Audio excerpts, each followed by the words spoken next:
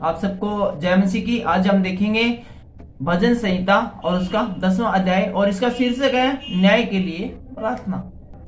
ये दाऊद का एक और भजन है और दाऊद जब बड़ी घनघोर मुसीबत में फंसा हुआ था, तगड़ी मुसीबत में फंसा हुआ था, और उस समय वो चाहता है कि परमेश्वर है वो फटाफट से उसकी प्रार्थना को सुन ले और तुरंत उसको मुसीबत में से निकाल दे। तो इसीलिए यहाँ पर न्याय के लिए प्रार्थना मांगता है दाऊद। क्या कहते हैं, आइए पढ़ना शुरू करते हैं। भजन संहिता उसका 10वां अध्याय, न्याय के लिए प्रार्थना। हे यहोवा, तू क्यों दूर खड़ा है, संकट के समय में क्यों छुपा रहता है। तो जल्दी से जब हमारी प्रार्थना स्वीकार नहीं हो जाती, कई बारी थोड़ी डिले होती है और उसमें हमारा ही भला छुपा होता है, तो ऐसे समय में ये दाऊद कहता है कि तू परमेश्वर जो फटाफट है मेरी प्रार्थना को सुन ले। और ऐसे वक्त में जबकि इमरजेंसी आन पड़ी है और मैं घनघोर मुसीबत में हूँ, तो छिप मत मुझसे, अर्थात मुझसे दूर मत रहे और तुरंत मेरी है प्रार्थना को सुन ले। दुष्टों के अहंकार के कारण दीन मनुष्य खदेड़े जाते हैं, और जो दुष्ट आदमी जो अहंकार करते हैं, जो झूठ बोलते हैं, जो अपने आप को बड़ा बनाते हैं, इन ऐसे मनुष्यों के कारण है वो जो दीन मनुष्य है, जो कमजोर तबके के लोग हैं, वो है खदेड़े जाते हैं, अर्थात उनकी कोई कीमत नहीं समझाती, वैल्यू नहीं समझी जाती, वे अपनी ही निकाली हुई युक्तियों में फंस जाएं। जो ऐसे व्यक्ति हैं जो ज्यादा समझदार बनते हैं, ज्यादा सियाणे बनते हैं, ऐसे लोग हैं वो जो खुद जो युक्तियां निकालते हैं, जो योजनाएं बनाते हैं, जो प्लान बनाते हैं दूसरे लोगों को, भोले भाले लोगों को फंसाने के लिए, ऐसे लोग हैं वो अपनी बनाई युक्तियों में खुद ही फंस जाएं। और क्योंकि दुष्ट अपनी अभिलाषा पर घमंड करता है। तो एक तो आदमी है जो कुछ अमीर टाइप के व्यक्ति है, वो गरीबों पर न्याय करते हैं और वो बड़ा अपने आप को बड़ा समझते, इस कारण वो थोड़े घमंडी टाइप के हो जाते हैं, तो भी परमेश्वर को त्याग देता है। और लोभ भी परमेश्वर को त्याग देता है, उसका तिरस्कार करता है। जो लोभ और लालच में फंस जाता है वो परमेश्वर को त्याग देता है, और वो अपना जो लोभ और लालच जो कार्य करता है उसी को वो प्रमुखता देता है और परमेश्वर का वो तिरस्कार करने लगता है। दुष्ट अपने अभिमान के कारण कहता है कि वह लेखा नहीं लेने का। और दुष्ट आदमी है वो अपने आप को बड़ा समझता है, इसलिए वो कहता है कि परमेश्वर है वो कि मैं परमेश्वर होता है वो नहीं, अरे वह तो कोई बदला बुदला कुछ को लेंदा। उसका पूरा विचार यही है कि कोई परमेश्वर है ही नहीं, और वो मानने लग जाता है कि परमेश्वर है ही नहीं, ये तो अपने आप प्रकृति की देन है। और जो परमेश्वर को परमेश्वर मानता ही नहीं, तो ऐसे व्यक्ति है अपने आप को ही परमेश्वर की तुल्य मानने लगते हैं और वो किसी भी कर्म करने से नहीं डरते हैं। 5वें अध्याय में हम देखते हैं वह अपने मार्गों पर दृढ़ता से बना रहता है, अर्थात दुष्ट और पापी मनुष्य है। तेरे न्याय के विचार ऐसे ऊंचे होते हैं कि उनकी दृष्टि यहाँ तक नहीं पहुंचती, जितने उसके विरोधी है उन पर वह पुकारता है। और वह अपने मन में कहता है मैं कभी टलने का नहीं, मैं पीढ़ी से पीढ़ी तक दुख से बचा रहूंगा। तो जो दुख और पापी मनुष्य है वो साथ में कहते हैं कि मैं तो पीढ़ी से पीढ़ी तक बना ही रहूंगा, मेरा कोई क्या बिगाड़ देगा। और वो उनकी देखने की क्षमता इतनी है कि परमेश्वर उनको दिखाई देता ही नहीं है। लालच उनके ऊपर हावी है, क्योंकि लालच बड़ा हो गया है, इस कारण वो परमेश्वर की तरफ देखते नहीं, परमेश्वर उनको नजर नहीं आता है। उनका मुंह सांप और छल और अंधेर से भरा है।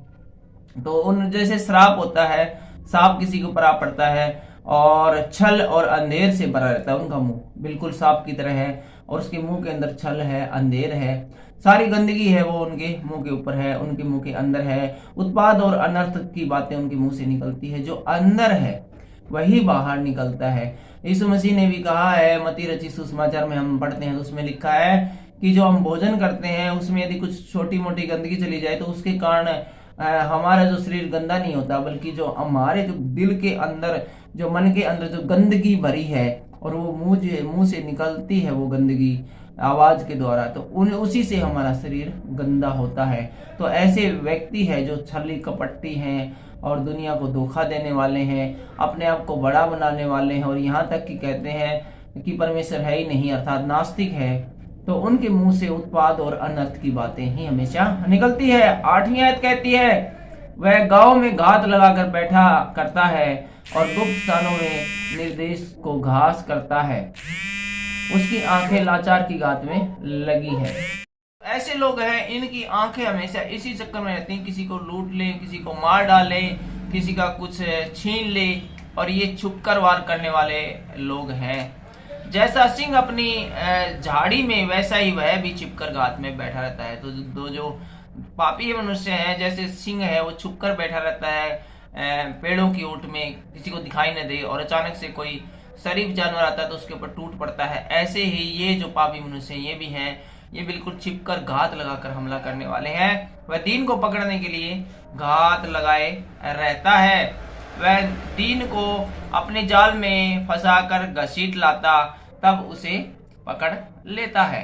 वह झुक जाता है और वह दुबक कर बैठता है, और लाचार लोग उसके महाबली हाथों से पटके जाते हैं। तो ये इस प्रकार से जाल फैलाता है कि लाचार आदमी है वो कभी न कभी किसी न किसी रूप में उसके जाल में फंस जाता है, क्योंकि ये घात लगाकर हमला करता है। 11वीं आयत कहती है, वह अपने मन में सोचता है ईश्वर भूल गया है, वह अपना मुंह छिपाता है, वह कभी नहीं देखेगा। तो जो पापी मनुष्य कहते हैं, ये कहते हैं कि भाई ईश्वर है वो भूल गया इस दुनिया को बना के न, ठीक है, वो कौन देखता, वो जमीन की तरफ ही बड़ा अपना राज है, जो जी मैं वो करो, ठीक है। परमेश्वर ने एक काम रहे अपनी तरफ देखने का, उसने और काम को नहीं। पापी मनुष्य ऐसा सोचते हैं, पाप करने से पहले वो ये नहीं सोचता कि ऊपर वाला सब देख रहा है। 12वीं आयत कहती है, उठ हे यहोवा, हे ईश्वर, अपना हाथ बढ़ा और दीनों को न भूल। तो यहाँ पर लेखक है वो कहता है कि हे यहोवा उठ, अपना हाथ बढ़ा और दीन को मत भूल। परमेश्वर को दुष्ट क्यों तुच्छ जानता है, और जो दुष्ट लोग हैं वो परमेश्वर को क्यों है वो तुच्छ जानते हैं, उसकी वैल्यू क्यों नहीं समझते हैं, और अपने मन में कहता है तू लेखा न लेगा। और क्यों कहने पाए दुष्ट लोग कि परमेश्वर वो बदला लेने नहीं पाएगा, क्योंकि वो दुनिया बनाकर दुनिया को भूल गया है। 14वीं आयत बताती है, तूने देख लिया है क्योंकि तू उत्पाद और उत्पीड़न पर दृष्टि रखता है, ताकि उसका पलटा अपने हाथ में रखे। और लेखक को पूरी उम्मीद है कि जो परमेश्वर है वो हमेशा उत्पाद करने वालों पर निरंतर निगाह रखता है, ताकि सही समय पर उन दुष्टों, उन पापियों को सजा दे सके। लाचार अपने को तेरे हाथ में सौंपता है, अनाथों का तू ही सहायक है। और लाचार एक दिन अपने आप जो है वो अपने आप को तेरे हाथों में सौंप देता है, जो पीड़ित है, जो दुखी है, और जो तेरे हाथों में सौंप देता है तो तू अनाथों का भी सहायक होता है, अर्थात कमजोर से कमजोर लोगों का सहारा भी तू है। 15वीं आयत कहती है, दुष्ट की भुजा को तोड़ डाल और दुर्जन की दुष्टता को ढूंढ ढूंढ कर निकाल, जब तक कि उसमें से दूर न हो जाए। यहोवा अनंत काल के लिए महाराज है, उसके देश में से जाति जाति के लोग नष्ट हो गए हैं। 17वीं आयत, हे यहोवा, तूने नरम लोगों की अभिलाषा सुनी है और तू उसका मन तैयार करेगा, तू कान लगाकर सुनेगा कि अनाथ और पिछड़े हुए का न्याय करे, ताकि मनुष्य जो मिट्टी से बना है फिर भय दिखाने न पाए। तो लेखक कहता है कि मनुष्य कुछ भी नहीं है, फिर भी वो अपने आप में चौधरी बनकर जब वो भय दिखाने वाला बनता है और हीरो बना घूमता है, जबकि एक्चुअल में वो कुछ भी नहीं है, वो मिट्टी से बना है। तो तू अपनी कृपा दिखा, अपनी करुणा कर, दुश्मन से हमारा बदला ले, ताकि वो अपनी जो पावर है उसको समझ जाए और अपनी जो वैल्यू है वो जाने कि वो कुछ भी नहीं है और जो कुछ कर रहा है वो भूल से कर रहा है। आज के इस वीडियो में बस इतना ही। अगले वीडियो में हम देखेंगे भजन संहिता उसका 11वां अध्याय और 11वीं अध्याय में देखेंगे परमेश्वर पर भरोसा। फिलहाल के लिए इतना ही। खुश रहिए।